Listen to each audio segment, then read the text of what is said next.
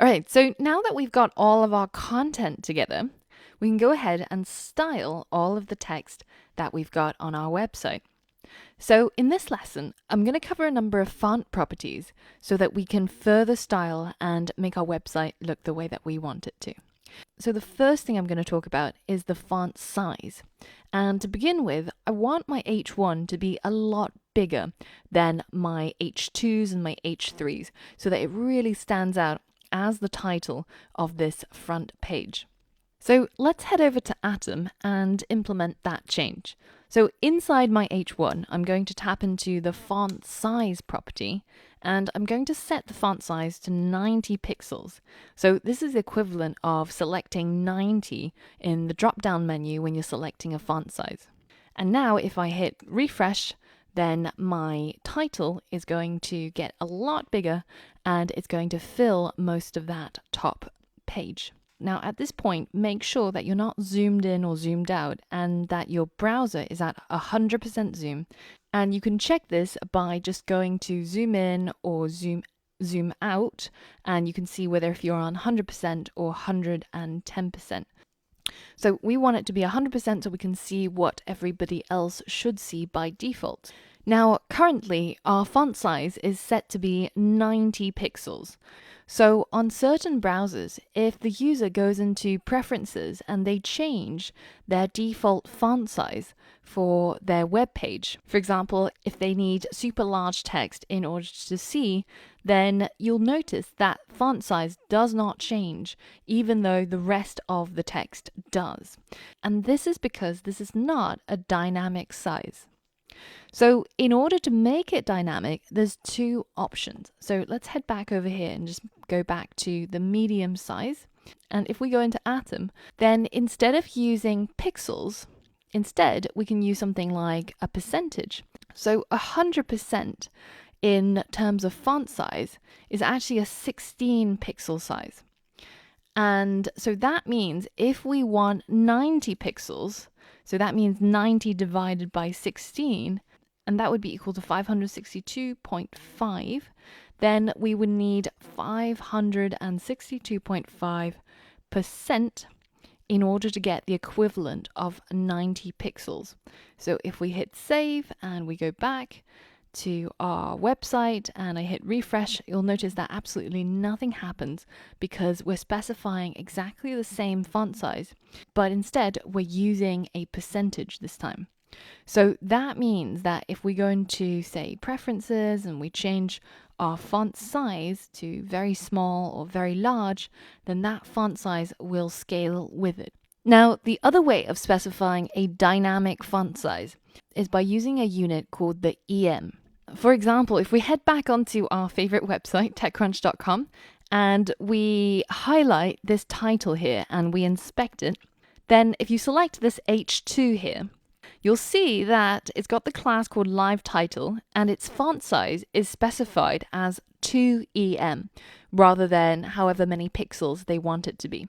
Now we've seen EM before inside our HTML and we used it as a tag in order to emphasize a particular section of text, and that stylistically means that it'll make something italicized. Now in this case, this is actually a completely different EM. And the EM in this case is actually the phonetic pronunciation of the letter M. And the reason is because in typesetting in the olden days, the EM, or the M rather, is the width of the capital letter M. And so that means that when you say 1 EM, then you want the font size to be 1 times the width, the capital letter M. And if you want 2, then that's double the size of the M, etc., etc. Now, in modern days, this is no longer true. But what is true is that 1 EM or 1 M is 16 pixels, as we've seen with our percentages. So 16 pixels is equal to 100% when you're talking about fonts, and it's equal to 1 M or 1 EM. And that means that you can achieve whatever size you want dynamically using either of these methods. So for example, as we calculated before, 90 pixels is equal to 5.625 EM. And so that means that if we replace our font size with that number, and we hit save, and we go back to our site and we hit refresh, then you'll see again the font size does not change because they are all the same. It's just using different ways of specifying the same size. So then the question you might have is, why would you use one over the other? What does it matter? And if you look on different websites, for example, take uber.com, and if we inspect on their title here, then you'll notice that their font size is specified in pixels, whereas on TechCrunch it's specified in EMs. And on other sites you might get percentages. Now, as we mentioned before, if we change the font size, for example, say somebody with accessibility issues, to very large, then these static sized fonts do not change. It stays exactly the same size. Whereas the things that are dynamically sized, for example, things using EM or percentages, they do scale up so that users who have maybe visual impairments, etc., who might want to have a higher font setting, will be able to view the website more comfortably. And that's quite important in terms of making your website accessible to everybody. Now, the argument against that is some web designers say that people with visual impairment these days are more likely to zoom in rather than changing their default font size. And they're more likely to have a higher zoom in order to read all the text on page. And with zoom, it doesn't actually matter whether if your text is statically or dynamically sized, because it will just scale up the website depending on what you're asking it to do. So maybe that's not such an important distinction between statically and dynamically sized fonts anymore, but there is one thing that is really important. And that's the fact that when you're using EM or when you're using percentages, that value is inherited. So if I go into the body here and I specify a font size for everything inside the body, so that's everything on my website, to be, say, 2 EM, and then in my H1, I leave my font size as the previous dynamic size. I hit save, and let's head back to our website and we refresh. Then you'll notice that our H1 has now become absolutely gigantic. And that's because the font size gets inherited and added on top of whatever it got from its parent. So the parent of the H1 is the body here because it's contained inside the body. And in the body, we said that font size should be 2 EM across the entire body of the website. Now, when it gets to the H1, it's already got that 2 EM applied. And then it adds that 5.625 on top of the 2 EM, which is why we end up with something so gigantic. And this is exactly the same with percentages. So if I said, say, 200% in our font size, and I changed this to 562.5%, then again, we still get this gigantic font size. But say if I said, the font size should be 20 pixels, and over here it should be 90 pixels, and we go over here, we head back and we refresh, then you see that that font size is staying as 90 pixels. It does not matter what its parent's font size was, because these are static sizes. So that means it can get a little bit dangerous. For example, if you wanted all the text inside your body to be 200%, which remember is 2 times 16 pixels, which is 32 pixels. Now, that works fine until you get to a point and you forgot that you did that. And over here, you ended up setting your 5.625 EM or your percent. And then all of a sudden, oh, what's going on? Why does it look like this? And you have to go and debug and try and figure out where did it get this font size from. So for example, we can inspect in our Chrome developer tools and you see, okay, so it's got font size 5.625. That's what I want. But do I have any font sizes anywhere else? And here in the body, even though it's crossed out, that 200% is still being applied. So in order to avoid this, one of the things that we got in the latest version of CSS, which is the version that we're using currently, or the version that I'm teaching you about, is CSS 3. And inside CSS 3, there is something called the REM. and that refers to the root EM. So that means ignore all of the parent settings for the font size and just set it to this relative to the root. So that means that it doesn't matter what we've done here or in its enclosing containers or parents, it will be 5.625 times 16 pixels as long as we add the R in front of the EM. So if we hit save and we head back over to our website, hit refresh, then you can see that we still get that size that we wanted, which is the 5.625 REM. So the beauty of the root EM is that it does not get affected by upstream size changes. And it means that it's easier to debug and it's less likely that something will go wrong. So when sizing text, my personal recommendation to you is to use REM instead of EM or percentages or pixels, because that is the most adaptable and also the most reliable and least error prone.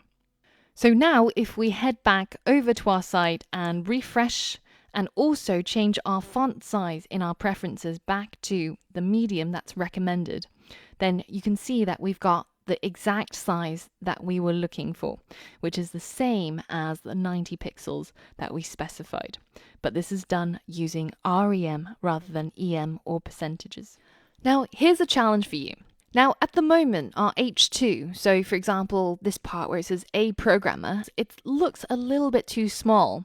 And I want you, as a challenge, to set the font size of the H2 to be equivalent to 40 pixels. But I want you to do that using REM. So pause the video, go ahead and see if you can figure it out. So that's pretty easy to calculate. So our target is 40 pixels for the font size, and we know that 1 EM is 16 pixels. So we can simply divide 40 by 16 and we end up with 2.5. So it'll be 2.5 REM in order to achieve the equivalent of 40 pixels for the font size of our H2. So let's go over to Atom and implement that. So inside our H2, let's go ahead and set the font size to 2.5 REM, hit save and refresh, and voila. We've now got a much larger subtitle and heading by changing the font size.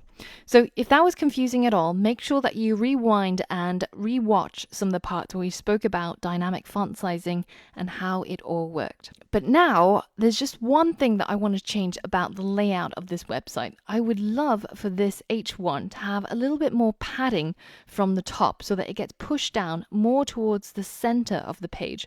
So we can do that by simply adding a 50 pixel margin to the top of our H1 rather than having it as 0 pixels. So let's go into Atom and change the margin top to 50 pixels. This is what we end up with. Now, with margin top and padding and all of those other things where we specify a size, you can also use the EM, the REM, or the percentage values. But in this case, I actually prefer to stick to using pixels because it's more precise and it's much easier to see what's going on when you inspect it in using the box model. So that's just a personal preference and it's a stylistic choice of your own. So if you want to use REM or EM or percentages, that's absolutely fine as well. And it works exactly the same way as we mentioned with the font sizing. So basically, as long as you insert a 50 pixel equivalent margin, then we should end up with something that looks a little bit like this. Now, there's one more thing that I would like to change here after we've specified our font sizes, and that's to have a little bit less space between the H1 and the H2 here, because at the moment, if I hit inspect, you can see that the H1 has a significant amount of margin before and after, and I would just like to get rid of that bottom margin. So instead of specifying the margin top, we can just specify a margin using the circle shorthand. So we start off with the top, which is going to have 50 pixel margin. Then we go to the right, which I'm going to keep as auto to keep it centered. Then we get to the bottom, which I want to be 0. And finally, we have the left, which I'm going to leave as auto as well. Now if we hit save and we head back and close down our Chrome developer tools, and now we hit refresh, you can see that we've got a little bit less space between the H1 and the H2, and it just looks a little bit more put together. Now, these are all minor tweaks, and it's totally up to you if you want to implement them or not. I'm just adjusting it to my eye. Now, in the next lesson, I've got a number of challenges for you, and I want you to use the developer docs on MDN or on W3 Schools in order to figure out what these properties are and how you should set them. But you should be fully equipped in order to discover some of these other font-related properties that I want to talk about. So head over to the next lesson and complete the challenge.